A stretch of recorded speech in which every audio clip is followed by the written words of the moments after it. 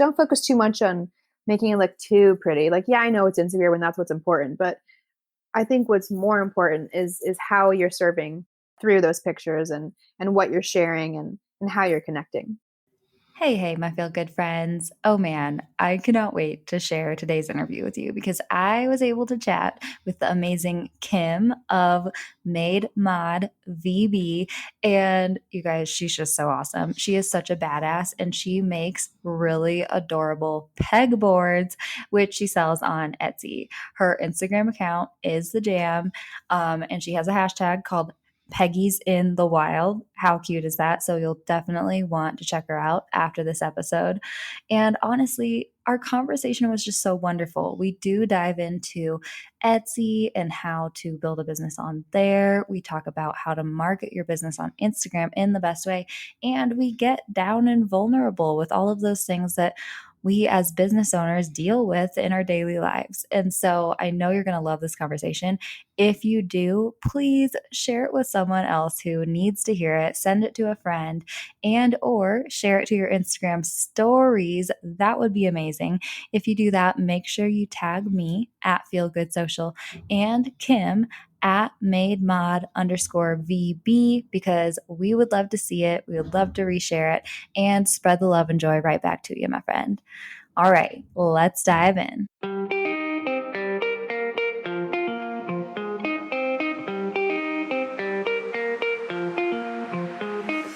Hey, friend, and welcome to the Feel Good Social Podcast. I'm your host, Kinsey, and I'm here to help you market your business in a genuine way that works without wasting your precious time. On this show, we chat about social media strategy and mindset tips with a focus on, you guessed it, feeling good. So sit back, relax, and enjoy some genuine conversation for the good of your biz. Have you been struggling to hone in on your brand's vibe on social media? I created a free new guide just for you, my friend. I hear it all the time. My photos aren't flowing together. My graphics look weird. My captions all sound different. I get it, and I'm here to help. With this free worksheet, you'll clarify who your brand is on social media. I'll walk you through the steps to figuring out your brand's story, what your brand sounds like, and what your brand looks like, so you can show up consistently with beautiful posts and build your followers' trust. Whether you've been complaining about your grid not being cohesive or your captions all sounding off, this brand vibe worksheet will help. Just head to feelgoodsocial.com/brand vibe to get this free guide. That's feelgoodsocial.com/brandvibe, and you'll be on your way to branding clarity. All right, let's dive into today's episode. Hi, Kim. Thank you so much for joining us, lady. I'm so excited to chat with you. Yes, thank you so much for having me on. What a pleasure. Yeah. Okay, so I did already introduce you a little bit in the intro, but I would love to hear from you. Who are you? What do you do? And who do you serve? Gosh, that's a lot. That's a loaded question. Yeah, lots of questions at once. What do I do? Well, obviously, I'm a small business owner. I actually own two businesses. The first one is a Muay Thai gym in Virginia Beach, and we just celebrated our 5th anniversary of being open. So, yay! But my passion project / second business is Made Mod. So, Made Mod, basically, I'm a woodworker. I mostly specialize in modern pegboards, but I have been getting more into custom carpentry as of late. So, yeah. That's so awesome. I love it. And I'd actually forgotten that you owned the Muay Thai gym, but I think I saw that in a post before. And I think that's so awesome. We traveled through Asia and went to Thailand like 3 years ago. Oh, so nice. We want to go back. We're like, we should have stayed. Yeah, I know, right? I love it there. I mean, the people are so friendly. The food is amazing. The weather is great. Like I've been twice and I would love, love, love to go back as soon as possible. Yeah. Whenever this COVID stuff passes. Oh yeah. I have lots of places to go. People to see. The bucket list is growing. I would love to chat with you a little bit. Maybe let's start with the gym then, since that was like your first business, and congrats on the anniversary and stuff. How did you get started in all of that? Well, we have to kind of go back to the beginning. So I started Muay Thai, actually, let's see, it's what, 2020? So 7 years ago, around this time, 7 years ago. Yeah. So I was just kind of looking for a stress reliever, something to do. I wanted to get into like kickboxing or boxing or something. And at the time, I was working in physical therapy, and one of my patients had suggested this gym. So I ended up going, ended up loving it. I think I went for a trial class or like watched a class like on a Tuesday, and then I started training on that Thursday. So yeah, it became a love of mine, a true passion, really. And fast forward 2 years, I was dating my ex at the time, and he was my instructor and he was my coach because I started fighting. And we were in a where were we? We were in Iowa. There was a tournament, and we had brought a bunch of fighters with us. So my ex, he was coaching, and I think we had like 6 or 7 fighters with us in Iowa competing. And while we were there, the gym that we were training out of just closed its doors, like literally just shut down Oh. and moved all this stuff out. And we were like, oh, what the hell are we going to do? There's no gym to go back to. So we just decided on the flight home that we were going to open a gym. So that's kind of how that transpired. Yeah, that's awesome. I mean, yeah, it's kind of a crazy journey, but all of the pieces just fitting together and whatnot. What's It's it? scary. Yeah, I was gonna say, like, what kind of struggles did you go through in starting All of them. all the things?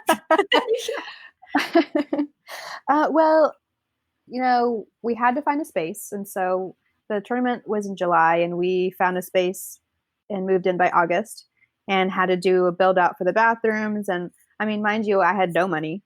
I had, a credit card and pretty good credit. So it was just financed through debt because I was 27 and like, what the hell else was I going to do?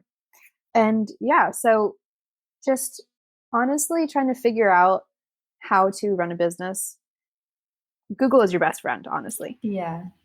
But it just it was scary. There was a lot of nights that I lost lots of sleep because I was just thinking about all the things that could go wrong and all the stress of just trying to form this new thing as soon as possible, because we had fighters from the old gym we were training at that needed a place to train, and we had this team, and we couldn't just let them go elsewhere. So yeah, there was a lot of pressure to get up and running really quickly, but we made it work, and 5 years later, we're still doing it. So I feel like if entrepreneurship teaches you anything, it's how to be scrappy.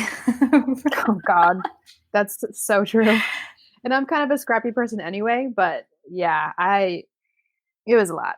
It was a lot to undertake because I was still working full time. And yeah, it was crazy, but I always knew that I wanted to do something for myself. I wanted to run my own business, or I wanted to work for myself in some capacity. So it seemed like a natural step for me.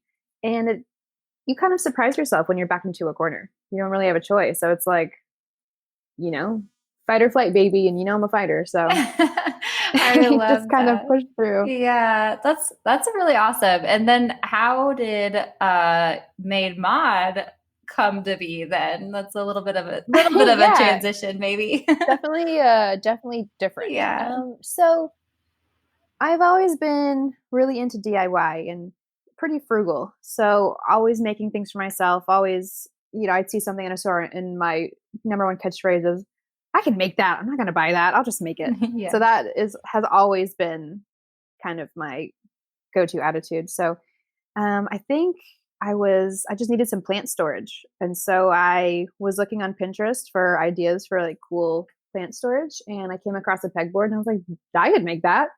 So I did. And I think I had leftover plywood from making my bed. I had asked for a circular saw for Christmas from my dad, like 2 months prior to when I started all of this, so I could make a bed for the place I just moved in to. And so I had this leftover piece of plywood and a saw and a drill. And so I just fucking did it. So I made a pegboard, put it on my Instagram, and people freaked out. What is that? That's awesome. Yeah, this is so cool. My friend Alina, she saw it and she goes, girl, you gotta put these on Etsy. And I was like, are you sure? Like, will people buy this? And she said, yes, just believe me, trust me, just put it on Etsy and just see what happens. And so I put my pegboards on Etsy, It was February 2018, so nearly 3 years ago. And 6 months later, I was doing this full time. Yeah, that's incredible. I feel like I've heard so many like craftsmen's stories where they're like, oh, I was Mhm. just doing it for fun. And then someone encouraged me to share it with the world. And all of a sudden, the world's like, I Yeah, need all of those. exactly. It was kind of shocking to me, but I'm super thankful, super grateful, and it's been quite a journey. Yeah, I know that a lot of people I talk to who are makers, craftspeople, all those things, sometimes when they start their business like that, they all of a sudden are overwhelmed by all of the orders they have to Hmm. fulfill and all of those things. Did you feel that at all, or did you feel pretty prepared? Not in the beginning because I was slow as Mm-hmm. hell. So no, I mean, I was getting orders through Etsy. I was getting orders just through people that I know. And so it was slow in the beginning and built gradually. And so I never really felt like I was overwhelmed.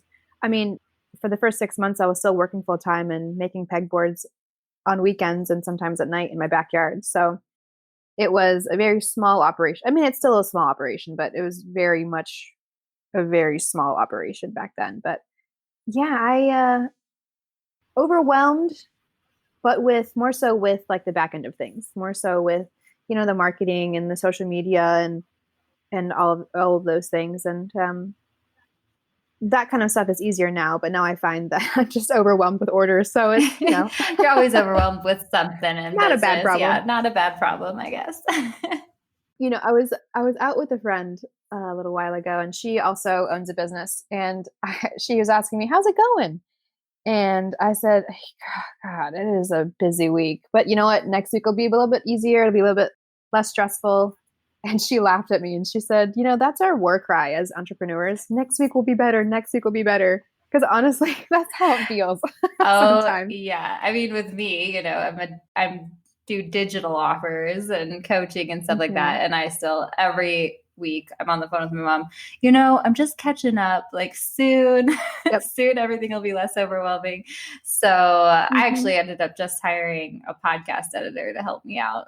Yeah, Oh, it's good. been it's been a lot of work and stuff. I think I'm ready. It's hard to like take that next step. Have you hired help at all yet? It Or is. yeah. I have. I did. Yeah.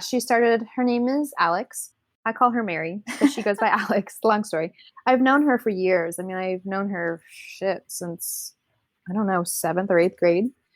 She was the sister of one of my friends, and we became close, and we're very close. But yeah, she had helped me last year when I had this giant order going out to New York, and it was really great to have the Mhm. help.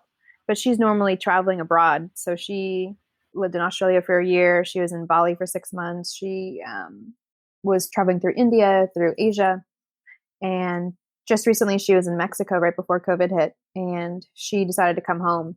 So she'd been home for a few months, and I think it was in July, maybe beginning of August.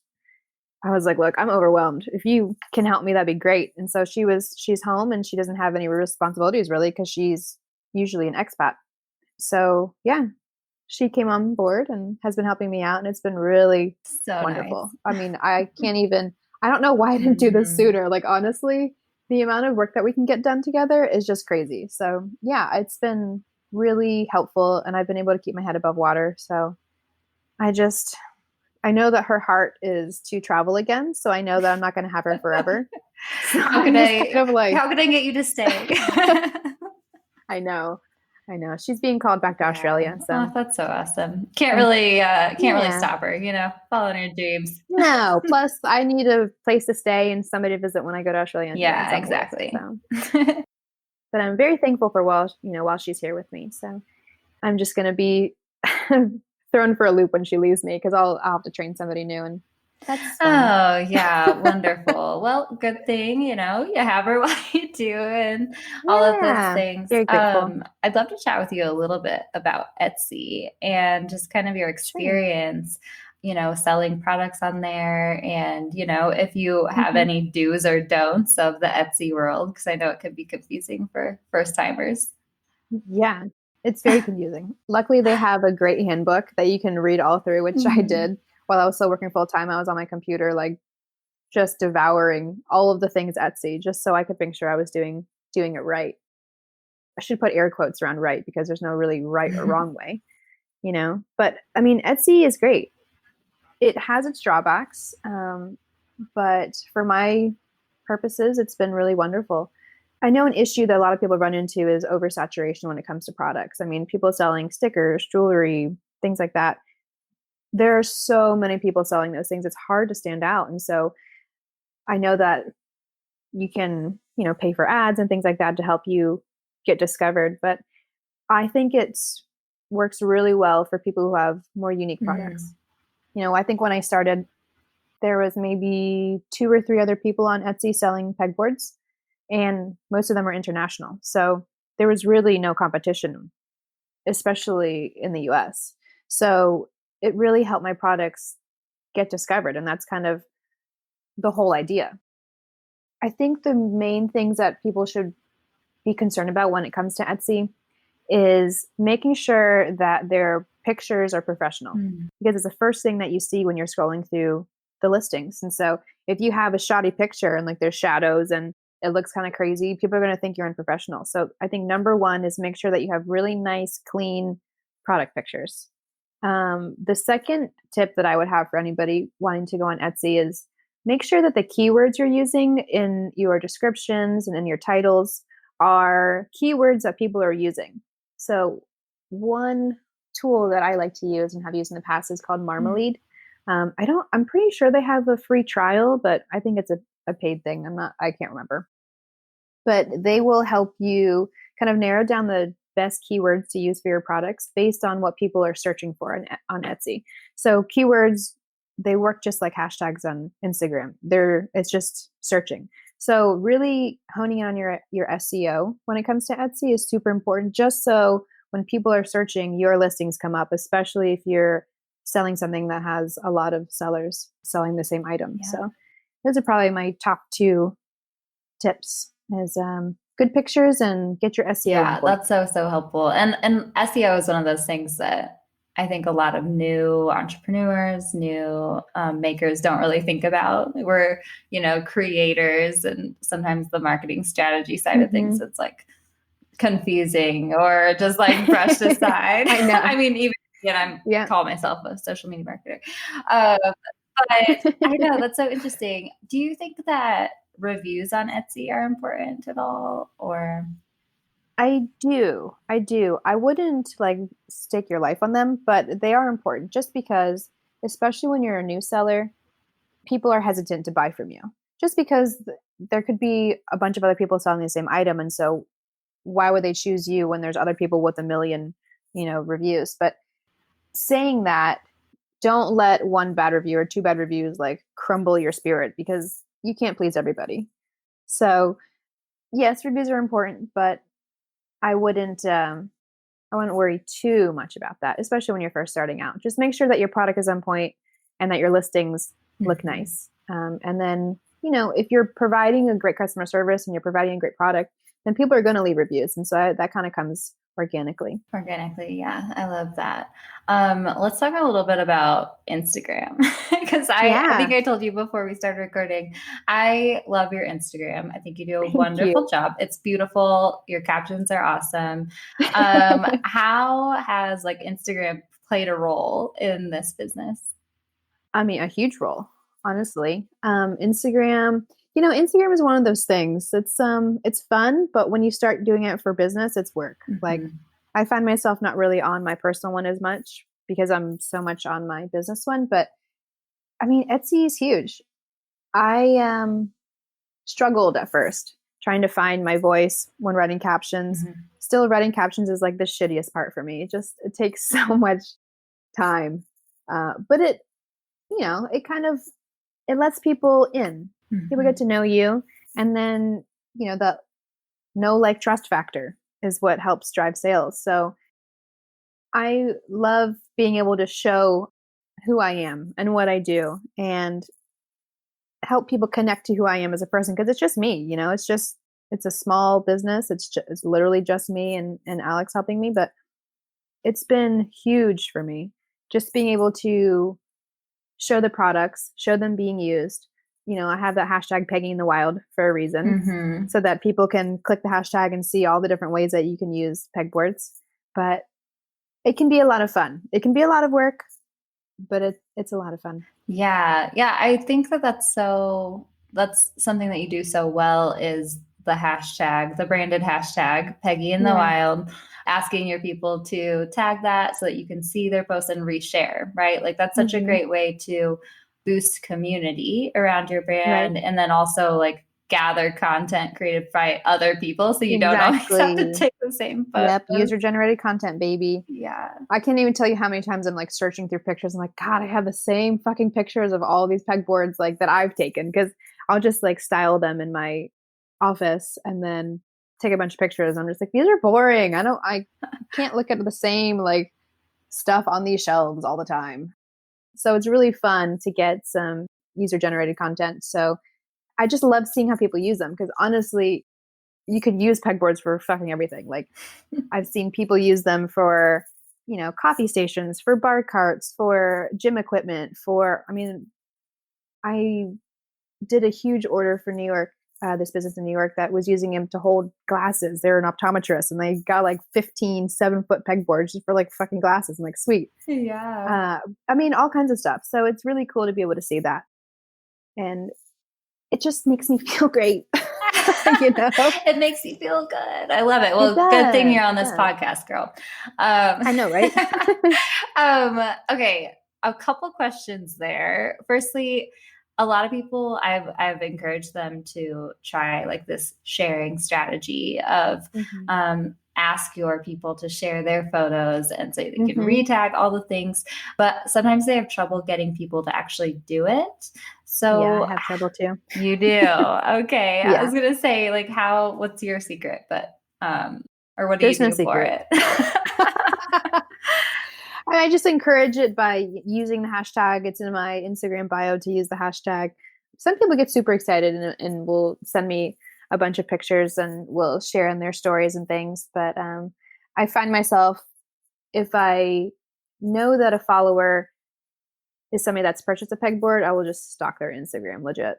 Okay. Okay. Not always, but and then I have worked with some influencers.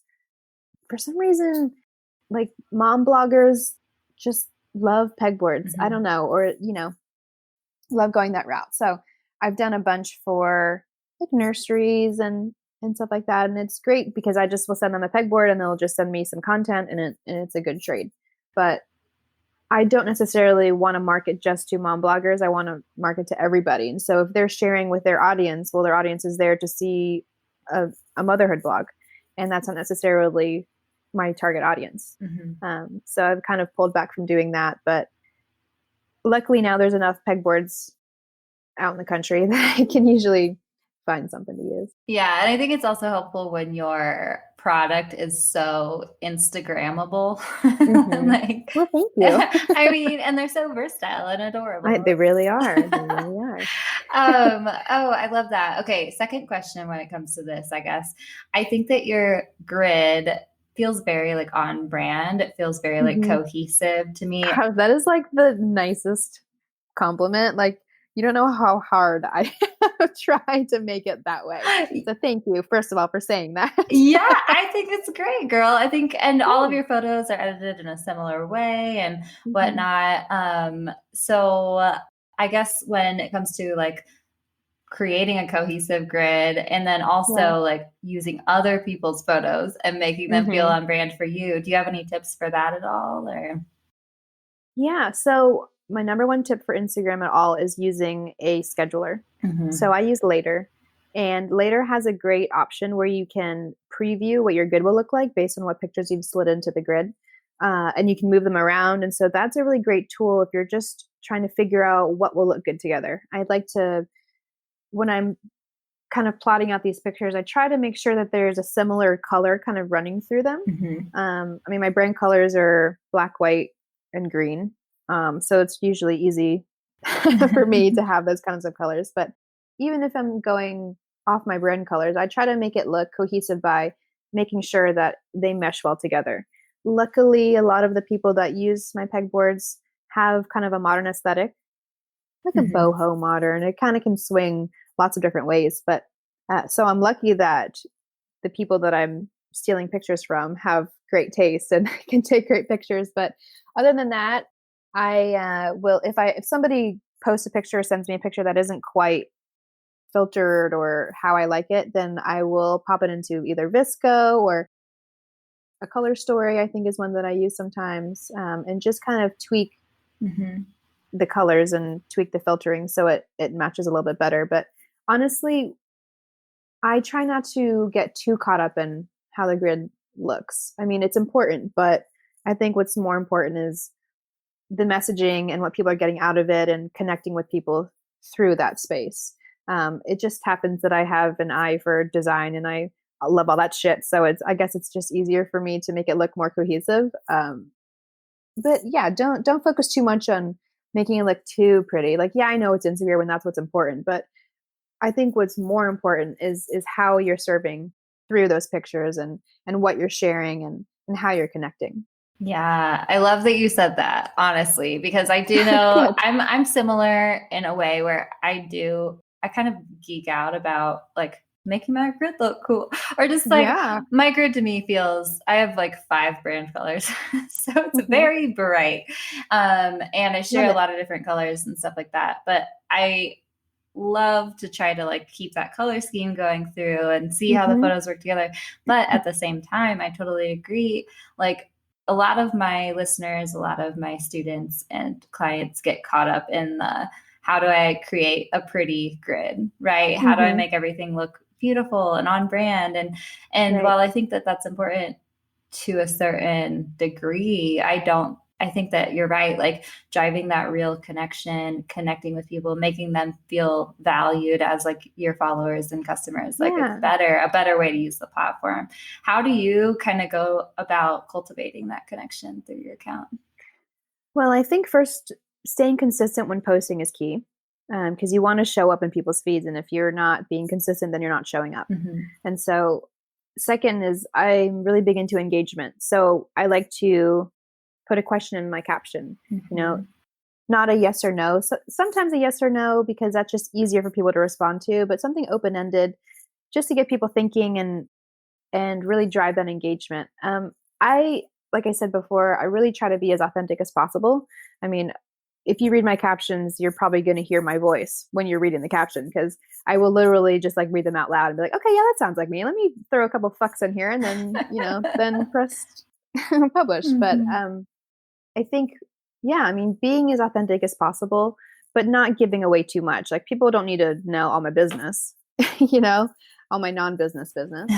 But it's okay to be vulnerable. It's okay to put stuff out there that you wouldn't necessarily think is business related because people really do want to get to know you. And I find myself doing the same thing on other people's pages is, looking at these captions and getting to know these people and going, well, shit, if I want XYZ product, then I'm going to go to this person that I feel like I have a connection with. Yeah. And really engaging and forming connections and relationships is what social media is all about. I mean, I know a lot of us forget that, but that's what it's about. I mean, for me, especially when you don't have a ton of followers, I think I have like a little over 3,000, which isn't a ton, but I have a really engaged group, Yeah. Yeah. which is wonderful. Oh, I know, girl. You're like speaking the truth. I believe right now. I love it. I'm like, Can I yes, get a hallelujah? exactly. Prayer hand emoji over here. You're right. Okay, I love that so much.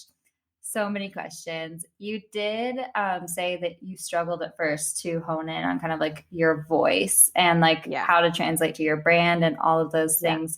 How did you kind of do that? Do you have any like tips for doing that?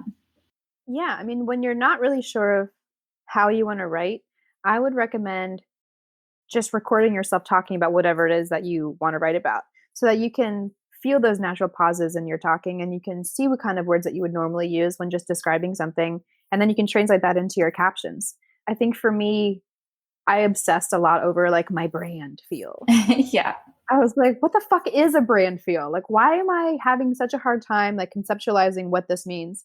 And I think when I got out of my head and just like thought about who I am and what I like and what my style is. I'm like, well, that's just a natural fit for me. Just, modern and light and organic, natural plants and wood tones and like that. All that shit is like what you would find on a pegboard anyway. So brand feel for me was challenging, but it was staring me right in the face. And so I just kind of like opened my eyes and was like, oh yeah, this feels like me. But yeah, captions again, don't write like you're writing an essay. This isn't school. This isn't, you're not writing business pamphlets. Nope. Just fucking write how you speak. And if you're not a great speaker, then, that's fine. Yeah. Yes, exactly. I know I run into that a lot with people. I think it all kind of comes down to vulnerability again, in a way. You Mm-hmm. want to show up like your shit, like what you're doing. Um, you don't Yeah, really want to show like your humanity as much, and maybe it goes back to the way we were taught to write in school and whatnot. of course. Of course. Well, and people, I think, suffer from imposter syndrome. I know I did, and I still do all the time. And so when you're first getting started in anything, you don't want to project that you don't know what you're doing, because then you're like, well, people won't take me seriously if they think I don't know what I'm doing. But the secret is most of us don't know what the fuck we're doing anyway all the time. So Mhm. I think being vulnerable enough to show your humanity is, another way to really connect with people. And I don't think it's a bad thing to show that, or a bad thing to say that you don't know. It just makes you more human. Yeah, I totally agree. And storytelling is one of those things that I love to chat about. I geek out Hmm. about it, and I think that it's one of the best things you can do to improve your content, to Yeah. drive that know, like, trust factor, Hmm. make deeper connections with real people. And I think you do a great job of that, Thank you. sharing stories that aren't just like pegboard, pegboard, pegboard. Right. Like, Like I share a lot of stories about my mom. So my mom passed yeah. away in 2006. And so, just kind of letting people in and letting people know a little bit more about me. I mean, it wasn't an easy decision to kind of like be as vulnerable as I am, but I've had, I've had people give really good feedback, and it feels good to know that the people that I'm connecting with know that side of me and can connect with that, because there are followers that have reached out to me. I'm like, I'm really glad that you shared that. I lost a parent too. And it's, I understand how all these things feel. And so I don't know. I don't think you should overshare, Mhm. but you got to let people in. You got to open up Yeah. that heart, Open up the heart. Why is it so scary?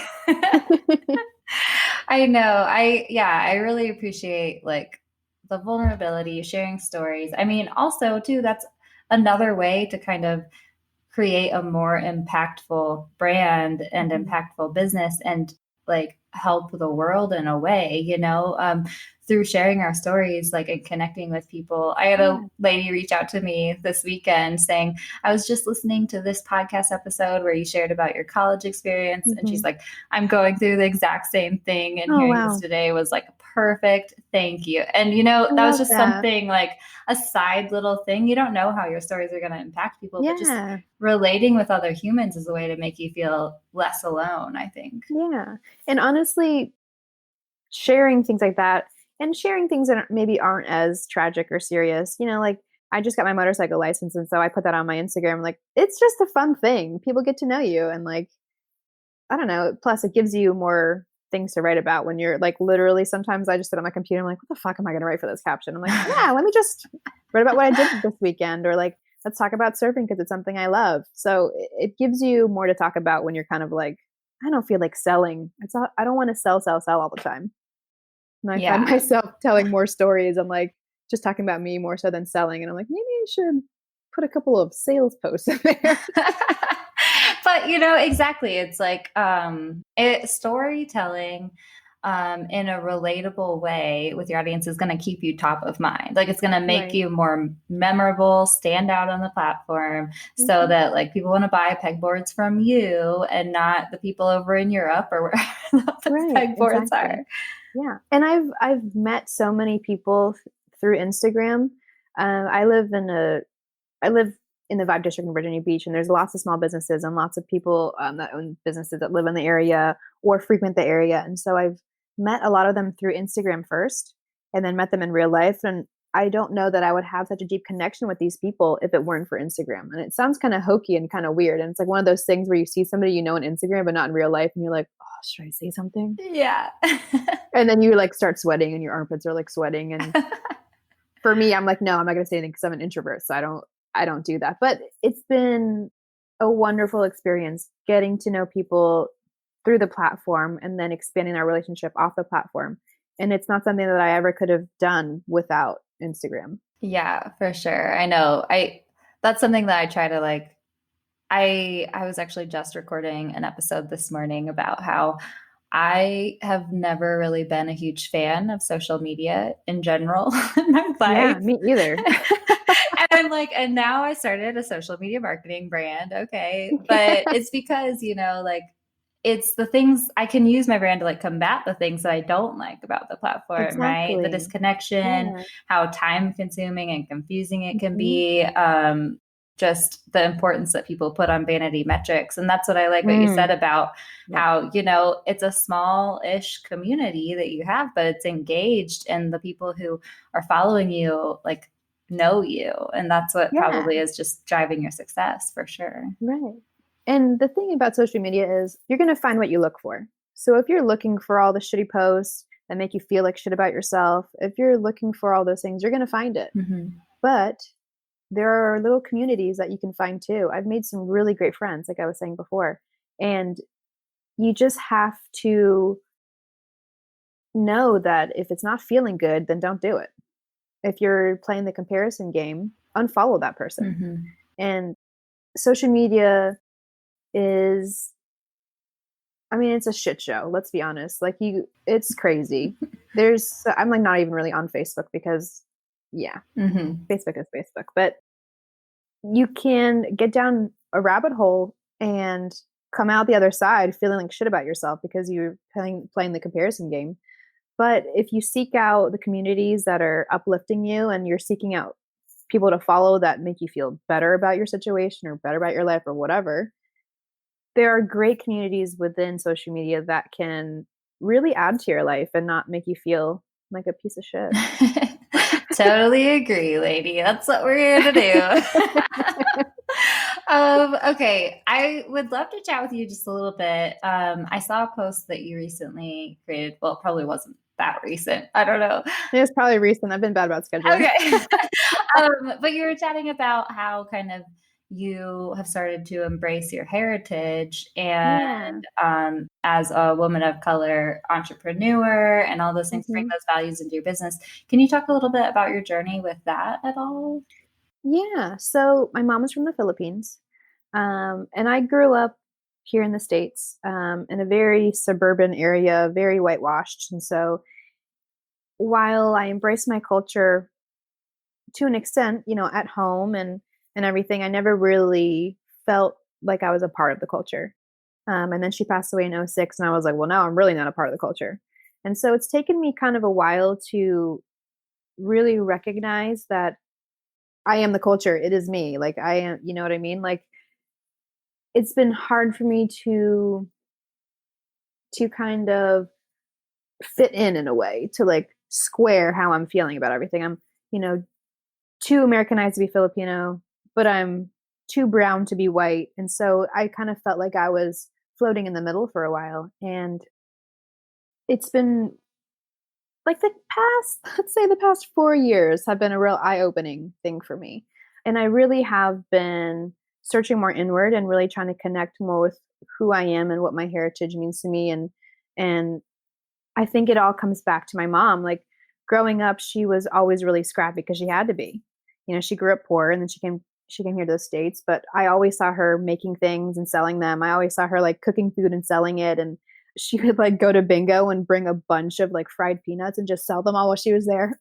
And so I've always been around that scrappiness and been around her entrepreneurial spirit. So kind of going out on my own and doing my own thing and providing for myself and being scrappy, like I owe that all to her. And so I'm just, I think, more confident in my sense of self when it comes to, being Filipina. And I think for me, it was, I would say, well, I'm half white, half Filipino. You know, I'm mixed, I'm half. But it felt like I was just downplaying the Filipino side of me. Now I just tell people that I'm Filipino because that's what I am.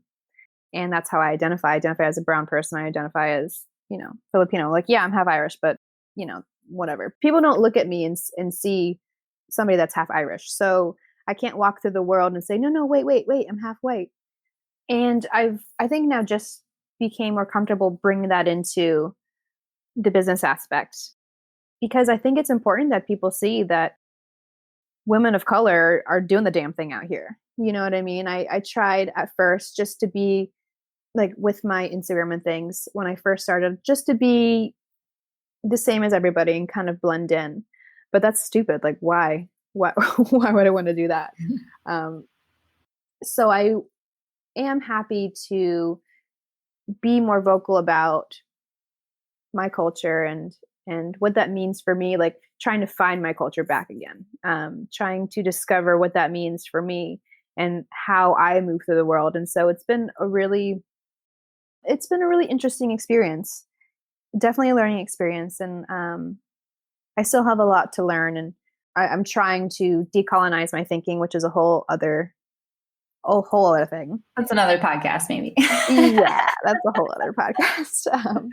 But yeah, I just really want to be representative of the culture. I just want to put it out there. I want there to be more Filipinas running businesses and being successful. And I think that if I can help show that success story, then why not? And that's a part of me. And if I'm sharing me with everybody else, and that's a part of me that I need to be sharing. And it's really something that I have been just working on in general, just my identity.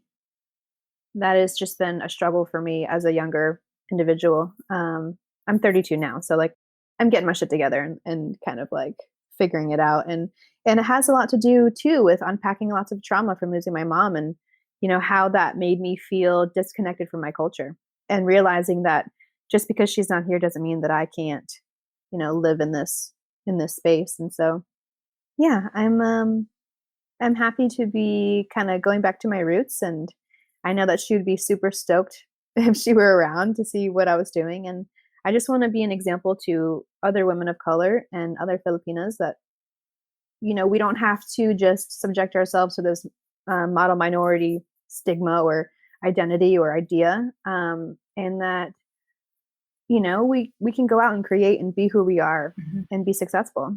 Yeah.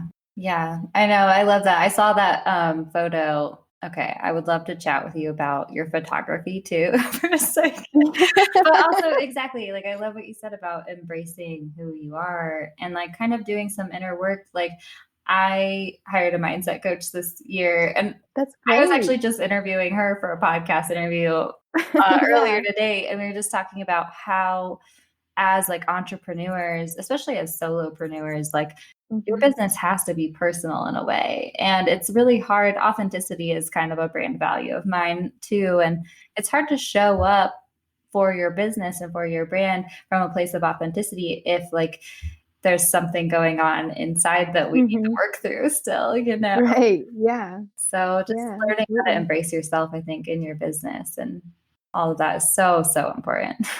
Absolutely. Couldn't agree more. Okay. Quickly. I love your photographer. You're talking about Annie Mojo Photo Co. She's amazing. Yeah. She's also Filipino. Oh, she is. Oh, amazing.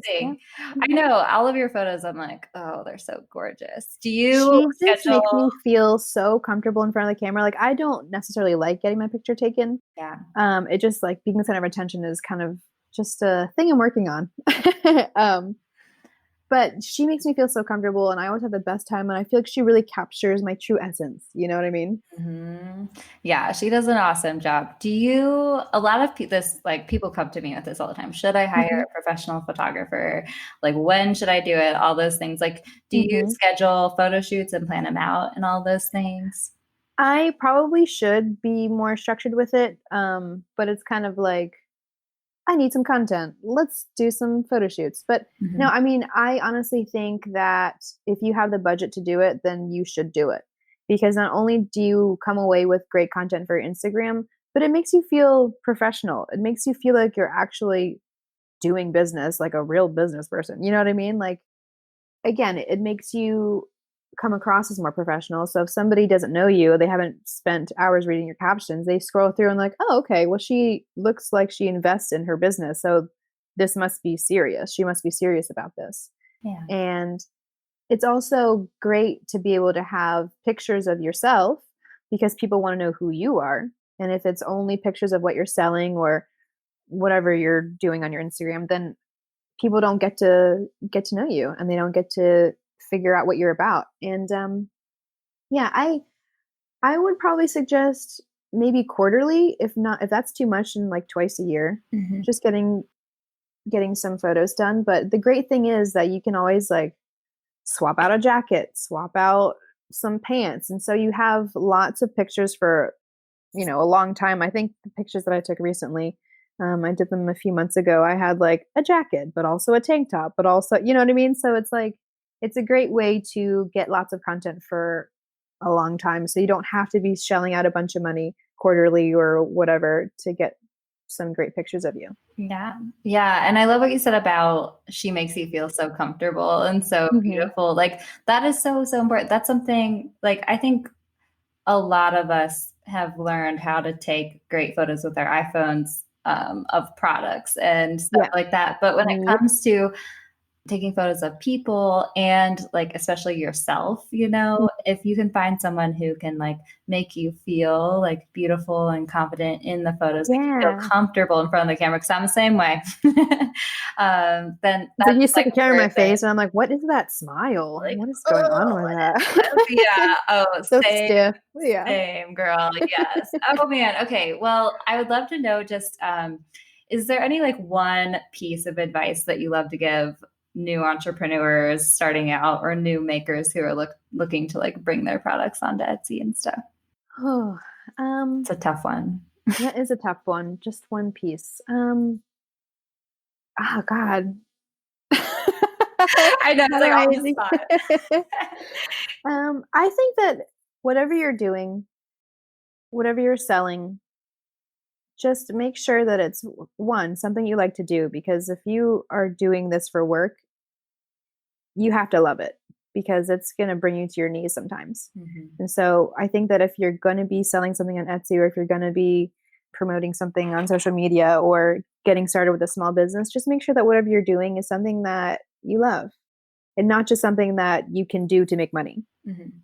And also, you don't have to make money from every single hobby that you have. That is sometimes a problem for me, like, ooh, I could make money from this. Ooh, I can make money from this. But no, just focus on, one thing at a time.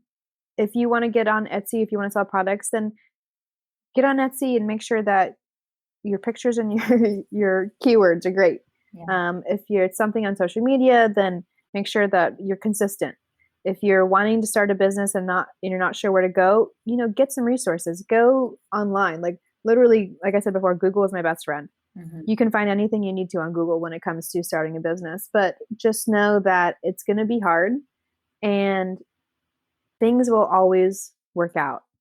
They always find a way to work out. And I can tell you that I've been boohoo crying so many times, being stressed out about like making ends meet and paying bills when things were slow. But things always work out, and you really just have to stay in that mindset. So I guess really my number one tip that now that I've been talking about this is mindset Yeah. is everything. It really is. And if you're coming at it with a scarcity mindset, then it's going to be hard, Mhm. you know? If you come at it with an abundant mindset, if your hands are open to the universe, then you can receive. So I just feel like mindset is everything. It really is. Power of positivity. Yes, girl. I totally agree with you that we're like, I know. See, but I feel like I know you already through your Yeah. Instagram post. I'm right. You're doing a good job. Could Thank you you. please tell all my people where they can connect with you and find out more about you? Because I know they'll want to do that. Yes, yes. We've been talking about Instagram, so that's probably the best way to find me. My Instagram is at mademod, MADEMOD _VB, as in Virginia Beach. Mm-hmm. And then I'm on Etsy as well. And if you search Made Mod, you'll find me. I'll pop up on there. Hell yeah. And I'll link things in the show notes too, so Oh, people thank can you. find them. But thank you so much for coming on here. This was so much fun to talk to you. Thank you so much. You asked wonderful questions. You really made me think. Yes, I love it.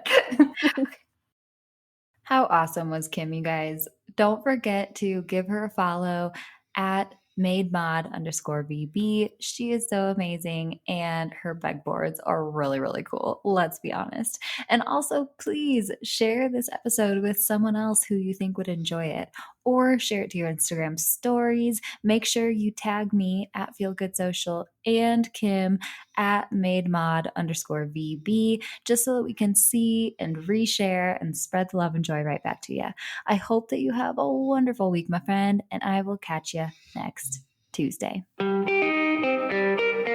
Thanks so much for listening, my friend. For show notes and a whole lot of other awesome freebies, visit feelgoodsocial.com. Simply go to feelgoodsocial.com for all the goods.